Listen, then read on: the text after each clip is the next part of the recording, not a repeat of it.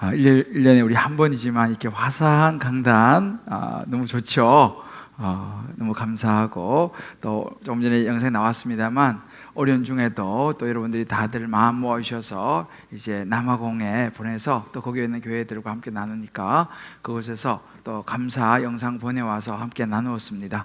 함께 또 참여하고 이렇게 선교로 동참해 주신 모든 분들, 또 오늘 추수감사줄로 여러 준비해 주신 모든 분들께 우리 감사와 축복의 박수 한번 할까요? 네, 고맙습니다. 네. 여러분, 소확행이라고 하는 그 말이 한때 굉장히 유행했습니다. 작지만 확실한 행복. 근데 이 소확행이라는 말이 굉장히 많은 젊은이들과 많은 사회에 회자되는데, 코로나라고 하는 것이 그냥 덮치면서 이제 이런 것이 묻혀버렸어요. 그렇지만 현대인들의 관심은 작지만 소소한 행복을 찾아가면서 우리 자아를 실현해가면서 살아가는 삶에 관심이 많습니다. 최근에 이 뉴욕타임스에서 베스트셀러가 된 책인데, 베스트 셀프라고 하는 그런 그 마이클 베이어라고 하는 사람이 쓴 책이 있습니다. 이 책에 보면 이 마이클 베이어가 그 라이프 코치로 유명한 사람입니다. 그러니까 헐리우드를 중심으로 해서 유명한 사람들의 삶에 어떤 그 질을 높여주고 또 이런 유명인들의 삶을 코치해주는, 그래서 더 좋은 삶을 살아가게 해주는 그 코치, 라이프 코치로 유명한 사람인데요. 이 사람이 쓴 그 책에 보면 이분이 감사에 대한 이야기를 합니다. 그러면서 감사가 굉장히 중요하다 강조하는데, 그 이유가 뭐냐면 이 감사를 하게 되면 이 감사가 삶의 균형을 잡아준다는 거예요.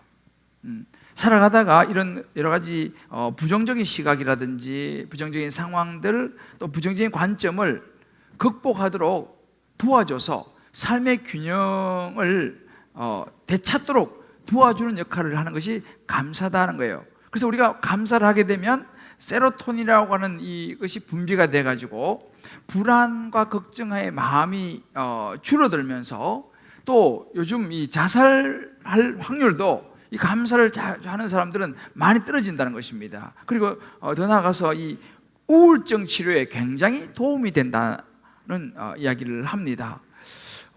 그런데 이렇게 이쪽 그 불안과 또 이런 부정적인 상황의 밸런스를 잡아주는 뿐만 아니라, 또 반대로 일이 너무 잘 돼서 막 성공하는 이런 사람들이 있죠. 이런 사람들은 갑자기 자기가 막 굉장히 뭐가 된 것 같은 생각하면서 분수를 넘어서서 막 과감하게 또 더 많이 투자하고 막 이렇게 해서 어려움에 처할 수 있는데, 이런 사람들도 계속 감사를 하게 되면요, 내가 내 능력으로 모든 게 아니다라고 하는 것을 생각하면서 오히려 그런 많은 소득이나 이런 것들을 가지고 어려운 소외된 사람들과 나누기 시작한다는 거예요. 그러니까 이 감사라고 하는 것이 어려움에 있는 사람이나 혹은 잘 나가는 사람들이나 이 삶의 균형을 맞춰주는데 중요한 역할을 한다라고 하는 그런 이야기를 하는 것을 보았습니다. 더군다나 이 감사를 하는 사람은요, 잠을 잘 잔다는 거예요. 그래서 수면의 질이 높아져서 삶의 질이 좋아진다라고 하는 그런 이야기를 하는 걸 보았습니다. 굉장히 중요한 이야기죠. 그래서 결국은 우리 인생도 이 감사를 함으로 인해서 바뀔 수 있다라고 하는데, 이 말이 참 맞다고 생각되는 것이요, 우리가 역사적으로 볼 때도 마찬가지입니다. 여러분들이 그 흑백 차별 정책에 맞춰서 인권운동을 하다가 46세 종신형을 받고 이제 그 로벤 아일랜드라고 하는 섬에 이제 감옥에 갇힙니다. 그래서 정말 열악한 환경에서 27년 6개월을 살고 73살이 되어서 이제 석방이 되어 나옵니다. 그리고 그 이후에 이 남아프리카 공화국의 최초의 흑인 대통령이 된 사람, 여러분이 잘 아시는 넬슨 만델라죠. 보통 사람은 5년만 수감 생활을 해도 거의 폐인이 되어서 나오는 그런 상황인데, 어떻게 한 기자가 물었습니다. 어떻게 당신 27년을 살고도 이렇게 건강하게 나올 수 있습니까? 그 비결이 무엇입니까? 라고 한 기자가 물었습니다. 그때 넬슨 만델라가 이렇게 대답을 합니다. 내가 건강을 지킬 수 있었던 비결은 바로 감사였습니다 라고 이야기를 해요.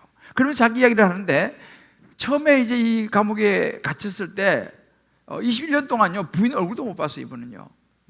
그러니까 너무 분노가 끓어오르고 막 억울하고 뭐 미칠 것 같다라는 거예요.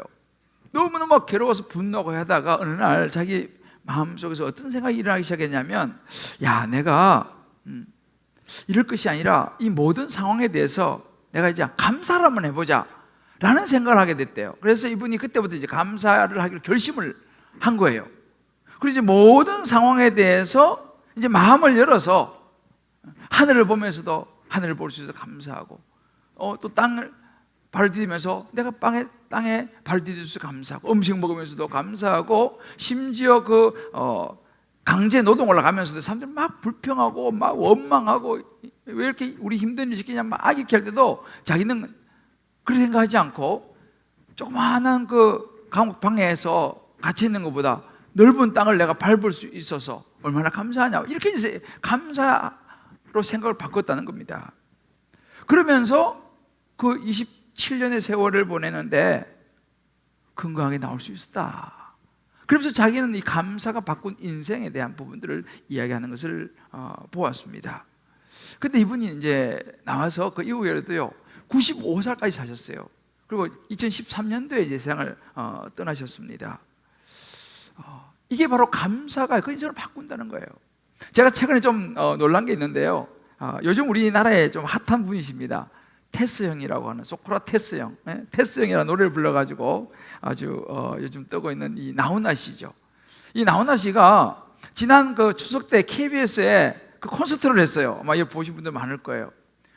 저도 그 뭐 한 일부분 이렇게 기사 나오고 이렇게 잠깐 영상을 나오는 거 봤는데, 보통 콘서트를 하면 1시간 이렇게 하니까 2시간 이상 이렇게 하는 거예요. 근데 굉장히 열정적으로 막 정열적으로 노래를 하고 막 그러는 거예요. 그래서 제가 도대체 이분이 나이가 좀 드실까 찾아봤어요. 나이가 74이에요. 나이가 74세. 이렇게 그냥 젊게 아주 에너지가 넘치게 이렇게 콘서트를 하는 걸 보면서, 또 이번에 또 연말에 또 한답니다. 야, 이분이 어떻게 이렇게 건강하실 수 있는가, 나이에 비해서. 그 생각을 하면서 제가 보는데 놀라운 게 뭐냐면, 이분이요 올해 앨범을 냈습니다. 올해 앨범을 냈는데 9가지 이야기 뭐 이런 타이틀로 앨범을 냈는데요, 그 앨범 곡 중에서 감사라는 곡이 한 곡 들어가 있어요. 제목이 감사예요. 야, 이 가수가 제목을 감사로. 그래서 제가 그 감사라는 그 노래를 찾아봤어요. 그 가사가 이렇게 되더라고요. 아픔의 기억들이 이제는 감사되어 노래하며 달래네. 가슴에 묻힌 슬픔 이제는 감사되어 내 노래가 되었네. 감사라는 제목의 노래를 부르는 걸 제가 보면서, 야, 이분이 이런저런 많은 인생, 험한 인생을 살았겠지만은, 야, 이분이 감사하는구나. 그걸 보면서 그 건강의 비결을 다시 한번 생각해 봤어요. 자, 한번 여러분들 옆에 있는 분에게, 또 가정에서 예배 드리시는 분들도 한번 이야기해 주세요. 오래 살고 싶으면 감사합시다. 여러분, 건강하게 살려면 이 감사를 해야 돼. 이게 정말 이렇게 주변도 여러분 보세요. 이게 과학적인 이유도 있어요. 근데 오늘 우리가 읽은 이 본문에는요, 또 그거하고는 차원이 다른 하나님께서 말씀하시는 감사가 등장합니다. 뭐 삶의 에너지와 건강 이런 것도 중요하지만, 사실은 더 중요한 것은 뭐냐면요, 인생 자체, 이 생명을 바꾼 감사, 영원한 생명을 가져다 주는 이 감사는 또 다른 차원의 이야기죠. 오늘 본문이 그 이야기입니다. 예수님이 사마리아와 갈릴리 사이를 통과해서 이제 예루살렘으로 가실 때에 한 마을에 들어가십니다. 그때 나병 환자 10명이 멀리서 보고, 예수 가까이 가지는 못합니다. 멀리서 보고 예수님 향해서 막 외칩니다.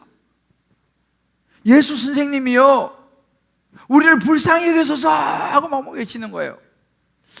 이 장면을 보니까요, 아마 여러분들 그 옛날 배너라고 하는 영화를 보신 분이 많을 거예요. 그 보면은 병이 걸려가지고 성 안에 들어가지 못하고 성 밖에서 이렇게 숨어서 사는 그 배너의 가족들이 있잖아요. 아마 그런 거 아닐까 싶어요. 왜냐하면 당시엔 이 나병 환자들은요, 사람들 같이 살 수가 없어요. 성 밖에서 자기들끼리 모여 사는 그런 분위기예요. 그러니까 이제 이 사람들이 예수님 가까이 가지도 못하는 거죠. 멀리서 바라보고 예수님이다 하면서 예수 선생이여 우리를 불쌍히 여기소서. 아마 이 사람들은 예수님이 누군지 알았던 것 같습니다. 당시 여러분 갈릴리와 그 주변 지역에는요, 예수님에 대한 소문이 굉장히 파다했었습니다. 왜냐하면 여러분이 아시는 오병이요, 보리떡 5개 물고기 2마리로 수천 명을 먹이는 이적을 예수님께서 그 갈릴리에서 행하셨거든요. 그리고 12해를 혈루병을 앓는 여인 고쳐주셨죠. 또 그 회당장 야이로의 딸이 죽었습니다. 그런데 그 죽은 딸을 예수님이 살리시는 기적을 또 행하셨어요. 그리고 뭐 수많은 귀신을 쫓아내고 이런 일을 막 행하니까 그 주변에 예수님에 대한 소문이 쫙 퍼지지 않겠습니까? 더군다나 누가복음 9장 6절에 보면 심지어 예수님의 제자들까지도요, 나가서 각 마을에 두루다니면서 복음을 전하면서 병을 막 고치는 거예요. 예수님의 제자들까지. 그러니 그 주변 일대는 예수님에 대한 소문을 쫙 덮이게, 소문이 또 금방 가지 않습니까? 그러니까 이 이야기를 이 나병 환자들도 들었겠죠. 야, 예수라는 분이 있는데 그분이 죽은 사람도 살린대. 야, 우리도 그분 한번 만났으면 우리도 나을지도 몰라. 뭐 이렇게 자기들 생각했겠죠. 바로 그 예수님이 나타나신 거예요. 그리고 소리치는 것입니다. 가까이 가지도 못하고 멀리서 예수 선생님이요, 우리 좀 도와주세요. 우리 불쌍히 여겨주세요. 그때 예수님께서 돌아보세요. 그리고 말씀하시기를 이렇게 말씀하십니다. 가서 제사장들에게 너희 몸을 보이라. 그리고 정말 그들이 가다가 깨끗함을 받는 놀라운 일이 일어납니다. 이 나병 환자들의 마음에는요, 뭐 이 나병 환자 예수님을 얼마나 더 잘 아는지는 잘 모르겠지만 적어도 야, 예수님이 그런 분이시니까 우리도 예수님 그 하는 이야기대로 하면 나을지도 몰라 라고 하는 어떤 희망을 가졌지 않나 싶습니다. 물론 그 10명 중에는 뭐 에이 뭐 되겠어 뭐 이런 마음도 있었겠죠. 그렇지만 뭐 에이 믿자마자 본전이다, 한번 가보자 뭐 이런 마음도 있을 것이고, 어떤 사람은 야, 지푸라기라도 잡는데 지푸라기라도 잡는 심정으로 아예 한번 해보자 라고 하는 그런 사람도 있었을지도 모르겠습니다. 근데 아무튼 그들이 예수님의 이야기를 듣고 그 제사장에게 가던 중에 몸이 이상한 거예요. 보니까 몸이 나서버렸습니다. 나서버린 거예요. 기적이 일어난 것입니다. 여러분 생각해 보세요. 그 순간에 어떻겠습니까? 난리가 나지 않았겠습니까? 아니 내 몸이 나았다 막 그냥 소리치고 부둥켜 안고 그냥 뭐 난리가 났겠죠. 어떻게 이런 일이 일어났느냐, 믿어지지 않는 현실 앞에서 정말 난리가 났으리라 생각합니다. 근데요, 중요한 것은요, 그 다음이에요. 그 중에 한 사람이 자기가 나은 것을 보고 큰 소리로 하나님께 영광을 돌립니다. 그러면서 돌아와요. 어디로요? 예수님께 돌아와요. 돌아와서 예수님 발 앞에 엎드려서 감사를 합니다. 근데 이 사람이 사마리아 사람이에요. 보니까 이 사람 유대인도 아니에요. 유대인들이 멸시하고 무시하는 이방인 사마리아 사람이었습니다. 자 보세요. 고침을 받은 사람은 이제 10명이었습니다. 그런데 하나님께 영광을 돌리면서 나와서 감사한 사람은 한 사람이었습니다. 그것도 이방인이었습니다. 자, 그때 예수님께서 물으시죠. 10사람이 다 깨끗함을 받지 않았느냐? 그 9은 어디 있느냐? 이 이방인 외에는 하나님께 영광을 돌리러 돌아온 자가 없느냐? 하고 예수님이 물으세요. 그 다음 19절이 결론이에요. 이 사건에서 가장 중요한 핵심 구절입니다. 그리고 예수님께서 돌아온 한 사람, 돌아와서 엎드려 감사하는 그 사람에게 이렇게 말해요. 일어나 가라. 내 믿음이 너를 구원하였느니라. 할렐루야. 일어나 가라. 내 믿음이 너를 구원하였느니라 라고 이야기합니다. 여러분, 이 10명의 나병 환자에게 가장 중요한 것이 무엇이겠어요? 병 낫는 거였겠죠. 그런데 예수님은요, 병 낫는 것보다 더 중요한 것을 이야기하고 계십니다. 그것은 영원한 생명이었어요. 여러분, 병은 낫는 거 중요하죠. 근데 여러분, 병 낫는다고 해서 영원히 살 수는 없어요. 물론 이 사람들이 병이 나서 갖고 얼마나 좋았겠어요.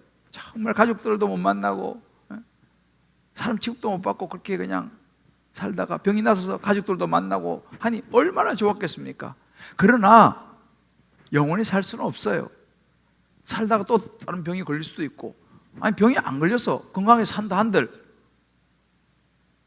100년이면 뭐 끝나는 것이 인생 아니겠습니까? 성경에 말해요. 한 번 죽는 것은 사람에게 딱 정해져 있다는 거예요. 병 나서도 결국은 영원히 살 수 없어요. 죽는다는 거죠. 그러나 그걸로 끝나는 게 아니에요. 그 이후에 하나님의 심판이, 한 번 죽는 사람의 정의 것이지만 그건 심판이 있다고 그랬습니다. 영원한 생명이 있다, 영원한 세계에 있다라고 예수님이 말씀하십니다. 자, 보세요. 우리가요, 이 말씀 우리에게도 동일하게 적용됩니다. 우리가 신앙생활을 하고 교회를 다니지 않습니까? 그럼 우리도요, 병이 나을 수 있어요. 교회 다니고 신앙생활을 하면서 여러 가지 꼬인 문제들이 풀릴 수 있습니다. 자녀도 잘 될 수 있고요, 사업도 풀릴 수 있습니다. 물론 뭐 그렇지 않은 그런 경우도 있죠. 자, 여기서 우리는 핵심을 잘 붙잡아야 됩니다. 오늘 이 본문이 우리에게 주는 중요한 핵심 교훈은 뭐냐면요, 병 고침은 받을 수 있지만 구원은 못 받을 수도 있다, 이 말이 돼요. 말씀드린 것처럼 여러분들 중에서도 아마 지금까지 살아오시면서 예수 믿고 뭐 교회 다니고 신앙생활 하시면서 병이 나선 분도 계실지 모르겠어요. 그런 체험을 하신 분이 계실지 모르겠습니다. 아마 여러분 주변에서도 또 그런 분이 보셨을 수도 있어요. 진짜 교회 다니고 신앙생활 해가지고 사업이 잘 풀리고 자녀가 잘 되고 복도 많이 받고 그런 분이 있을 수 있습니다. 참 좋은 일이죠. 그러나 우리가 알아야 되는 것은 뭐냐면요, 우리가 신앙생활하고 교회 다니면서 그런 좋은 일들 일어나는 이것이 신앙생활의 핵심은 아닙니다. 그런 것들이 따라오죠. 덤으로 올 수 있습니다만은 그것이 신앙생활의 핵심은 아니에요. 만약에 그것이 교회 다니 잘 되고 복 받고 뭐 여러 가지 일이 풀리고 그것 때문에 교회를 다니고 신앙생활을 한다 그러면요, 그런 분들은 그 일이 해결이 되고 일이 잘 풀리면요, 교회를 안 다닐 가능성이 많습니다. 실제로 그런 분도 있어요. 일단 풀렸는데 뭘 또 교회가 그냥 해결 다 됐는데, 그래서 교회를 안 가는 분들도 있습니다. 또 어떤 분들은 그런 분도 계세요. 아유, 그래도 의리가 있지. 그래도 교회 가고 신앙생활에서 병 나는데 그래도 교회는 다녀줘야지 라고 형식적으로 다닐 수도 있어요. 어떤 분들은 교회 다니고 신앙생활을 하는 것이 마치 도깨비 방망이처럼요, 하여튼 일이 잘 된다니까, 복 받는다니까 교회를 다니는 분도 계십니다. 뭐 나쁜 건 아니에요. 그러나 그렇게 신앙생활을 하고 교회를 다니게 되면요, 여기 나오는 이 9명, 이 9명의 병이 나선 사람과 비슷할 수 있다 이 말이죠. 자, 이 9명은 구원을 받았을까요? 여러분, 교회만 다닌다고 구원을 받을 수 있을까요?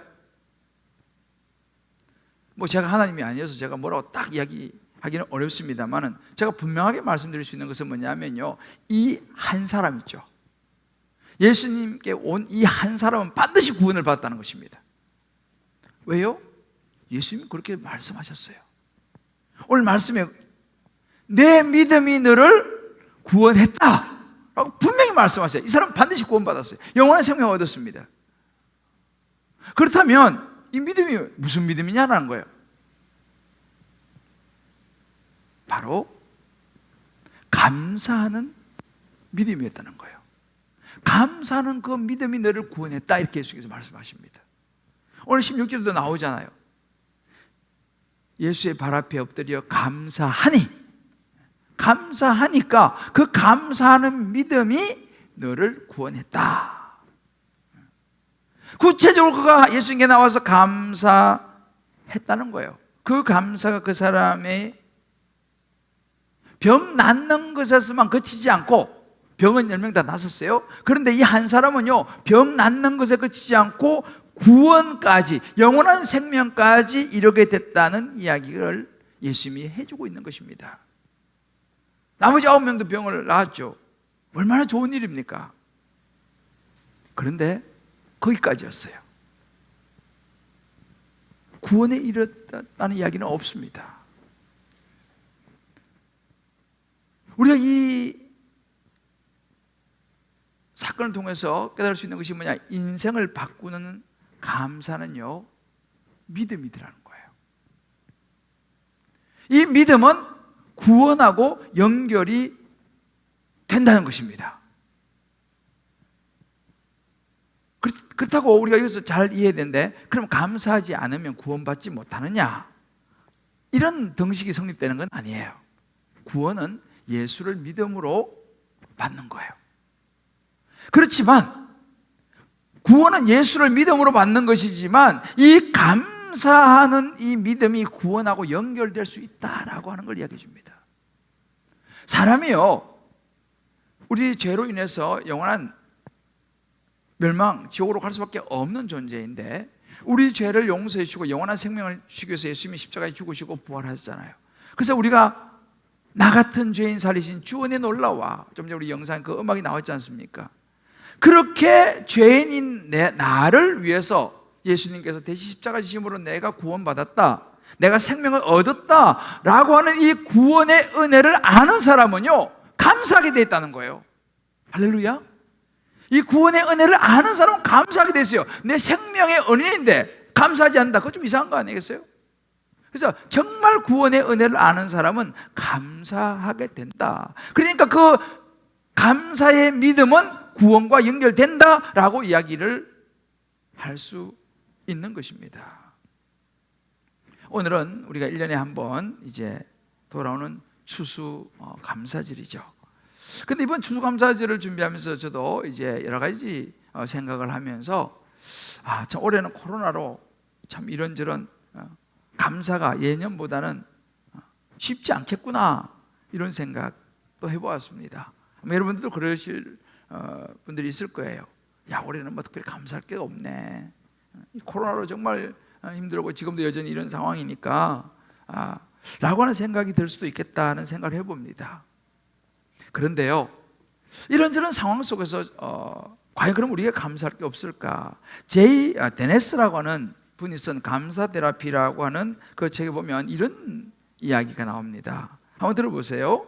당신이 많은 세금을 내야 한다면 감사하십시오. 그것은 당신에게 안정된 직장과 사업장이 있다는 말이기 때문입니다. 당신의 몸무게가 늘어 옷이 맞지 않는다면 감사하십시오. 당신이 먹을 것이 넉넉한 인생을 아직도 살고 있다는 증거입니다. 세탁할 옷이 집안 구석에 쌓여 있거든 감사하십시오. 당신은 적어도 갈아입을 옷에 여유가 있는 인생을 살고 있다는 증거입니다. 당신의 집에 대청소가 필요하고 문고리를 갈아야 되고 창문의 틀을 갈아야 한다면 감사하십시오. 당신의 몸을 위탁할 수 있는 집의 여유가 당신에게 있음을 뜻하는 것입니다. 당신이 멀리라도 주차할 수 있는 공간을 찾았다면 감사하십시오. 잠시라도 걸어가 운동할 수 있는 기회가 주어진 것입니다. 당신에게 불평할 대통령이 있다면 감사하십시오. 그것은 당신이 언론의 자유가 보장된 나라에 살고 있다는 것입니다. 교회 내 뒷자리에 앉아있는 성도의 찬송소리가 귀에 거슬리고 엉망으로 들려오거든 감사하십시오. 당신이 청각이 정상인 것을 의미하는 것입니다.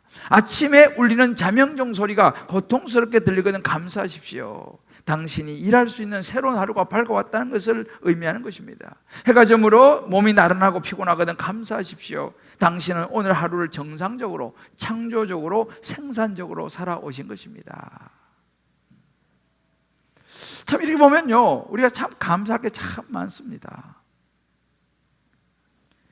비록 우리가 코로나로 참 어찌 보면 힘든 시간을 보내고 있지만은, 그래도 우리가 이렇게 지금까지 건강하게 한 해를 지내오게 된 것 참 감사하죠.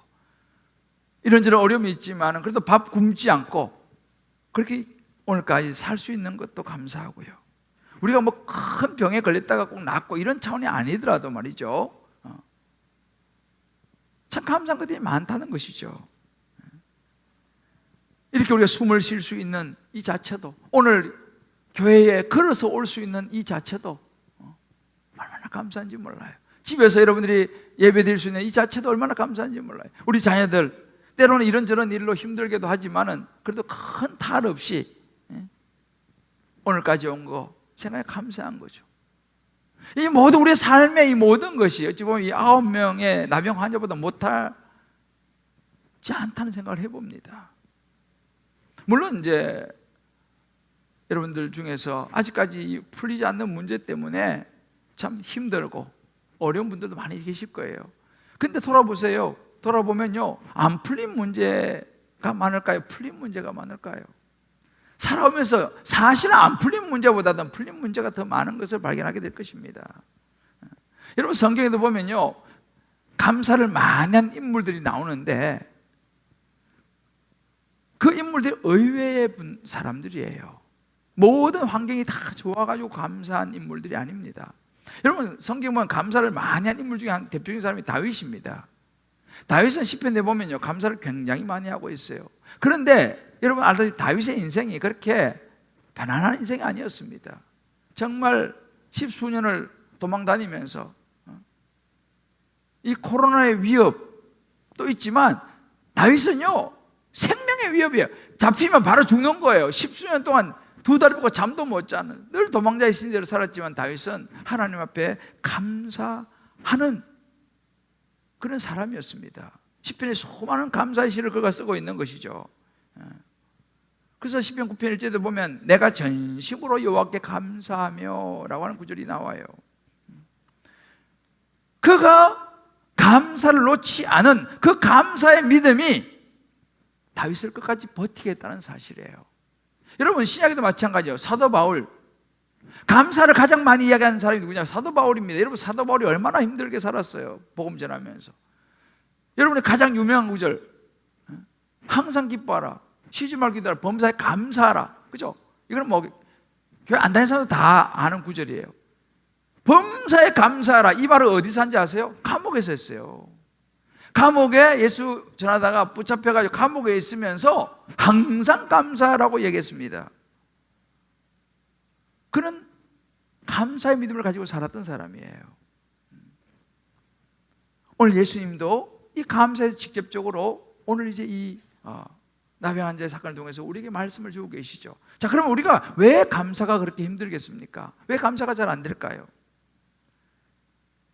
우리는요, 가만히 저 자신도 생각해 보면요, 내가 받은 복, 내가 이미 얻은 것은 쉽게 잊어버려요. 그리고 항상 우리 마음에는 내가 가지지 못한 것, 내가 받지 못한 것에 대한 갈증이 있습니다. 그러니까 감사가 잘 안 나오는 것이죠.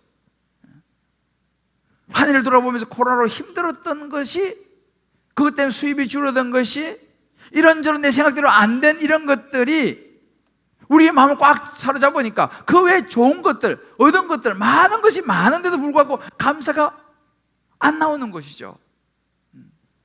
때로는 병이 나아가지고 너무 좋아가지고 그 병을 낫게 해준 예수님을 잊어버린 이 9명의 나병 환자처럼 말이죠. 일이 또 너무 잘 풀려가지고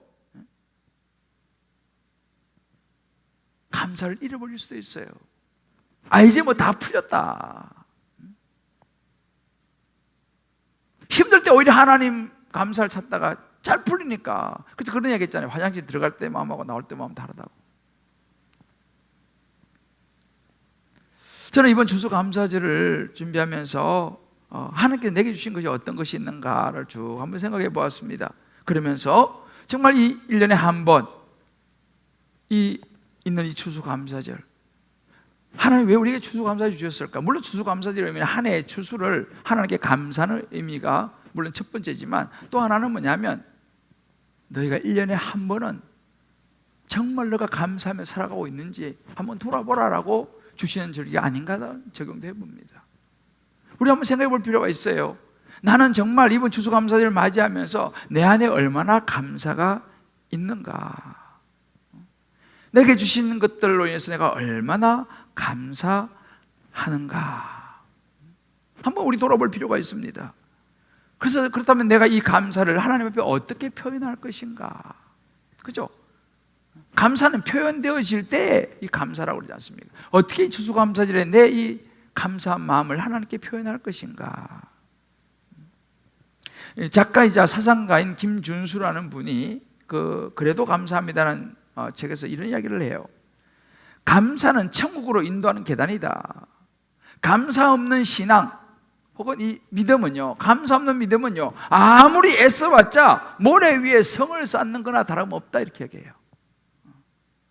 아무리 믿음이 있다고 하더라도 감사가 없으면 그냥 모래 위에 성을 쌓는 것 같다.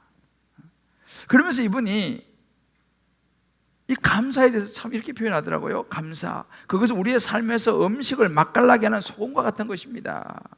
그것은 상큼한 사과를 한 입 베어 물 때 입에 와 닿는 달콤하고 향기로운 과즙 같은 것입니다. 참 그렇다. 음식이 소금이 없으면 맛이 없잖아요. 감사가 없으면 우리의 삶 맛이 나지 않는다는 거죠. 우리 한번 생각해 볼 필요가 있어요. 정말 나는, 내 믿음은 감사하는 믿음이냐? 또 한 가지 우리가 이 나병 환자를 통해서 볼 수 있는 감사는요, 선택이라는 것입니다. 감사는 선택이에요. 왜냐하면 여기 지금 10명이 나음을 받았지 않습니까? 9명은 고침을 받고 너무 좋아가지고 펄쩍펄 뛰면서 야 하고 뭐 집으로 가든지 뭐 어디로 각기 가버렸습니다. 그 9명은 그렇게 가버린 걸 선택한 거예요. 근데 그 중에 한 명은요, 자기를 낫게 해준 예수님을 기억했어요. 그리고 예수님께 돌아와서 감사하는 걸 선택했어요. 결과가 어떻게 됐습니까? 9명은 그냥 병 낫는 걸로 끝났지만 이 한 사람은 병 낫는 것 플러스 구원을 받았다는 사실이에요.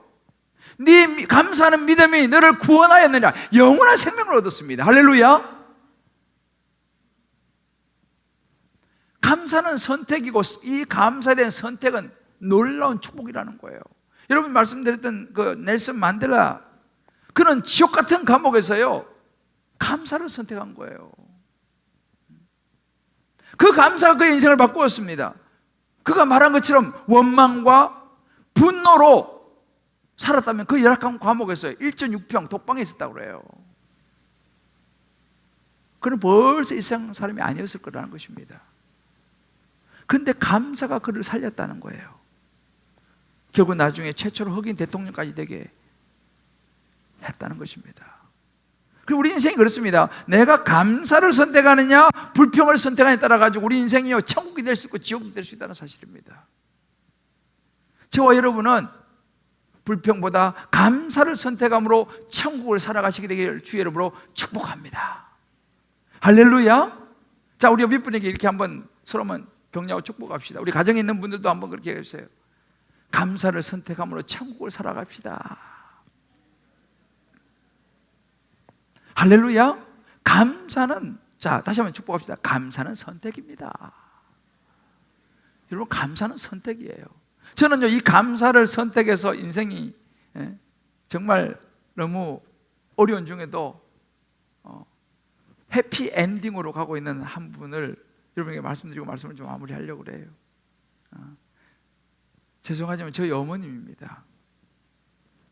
제가 볼 때는 세월이 많이 지나면서 저희 어머님은 감사로 인생을 바꾼 한 분 중에 속하지 않나 생각을 해봐요. 저희 어머님은 어릴 때 이제 시집 오셔가지고 이 농촌 아주 시골로 시집 오셔갖고 정말 고생을 많이 했어요. 농사 뭐 이거 하면서 고생을 많이 하셨고, 그래서 그러시다가 또 우리 제가 있는 그 지역에 그 공단이 들어서가지고 농사하시다가 공단에 있는 그 은행에 가서 청소부를 하셨어요. 오랫동안 청소부 하시다가 또 이제 거기 있는 식당, 군의 식당, 거기서 또 오래 일하셨어요. 그러니까 수십 년을 그렇게 일하면서 고생을 진짜 많이 하면서 삼남매를 키웠어요. 그래서 그 고생에 너무 고생을 많이 했기 때문에 나중에는 이 무릎에 연골이 닳아서 없어졌어요. 그래서 연골 수술을 사실은 얼마 전에 받으시기도 했는데, 근데 제가 우리 어머님을 보면 보통 사람들이 그래요. 우리 어머니가 올해 85입니다. 그런데 85으로 보시는 분들이 별로 없어요. 얼굴도 별로 고생해 사람처럼 보이지 않아요. 굉장히 밝으세요. 그리고 지금도 나름대로 굉장히 건강하시고 늘 성경 보시고 기도하시고 이렇게 참 잘 지내시는데 그 비결이 뭔가를 내가 생각해 보니까 우리 어머니가 항상 하는 말씀이 있어요. 이게 18번이에요. 18번. 아이고 감사하다. 아이고 감사하다. 늘 그러세요. 제가 볼 때는 감사할 것도 필요 없어요. 너무 고생하고 있는데 사람들 만나면요, 아이고 감사합니다. 아이고 감사합니다. 늘 감사하다는 거예요. 아이고 감사합니다. 아이고 감사합니다. 저도 만나면 아이고 감사하다. 아이고 감사하다 그래요. 돌아보니까 하나님 앞에서 기도하시면서 늘 감사하다고 말하는 그것이요, 그 힘든 모든 삶을 다 이겨내고요. 우리 삼남매가 이제 아들 둘은 목사가 됐고 딸 하나는 지금 학교에서 학생들 가르치고 있어요. 감사가 바꾼 인생이라고 저는 생각이 되어져요. 사랑하는 성도 여러분, 예수님의 가르침이 바로 그것입니다. 바로 이거예요. 감사는 선택이라는 거예요. 하나님을 향해서 감사를 선택할 때요, 오늘 이 9명의 나병 환자, 이 한 명의 나병 환자 차이를 만들어낸다는 것입니다. 이 한 명의 나병 환자, 네 믿음이 너를 구원하였느니라. 감사를 선택하는 분은 하나님의 이 음성을 듣게 될 줄을 믿습니다. 아멘. 여러분의 삶이, 인생이 바꿔질 줄을 믿습니다. 아멘. 감사가 인생을 바꾼다니까요. 그래서 여러분 오늘 결단해 주겠습니다. 나는 어떤 상황 속에서도 감사를 선택하리라. 아멘. 나는 어떤 상황에서도 결론을 감사로 내리라. 할렐루야. 아멘. 다시 우리 옆에 있는 분 축복합시다. 어떤 상황에서도 우리 감사합시다.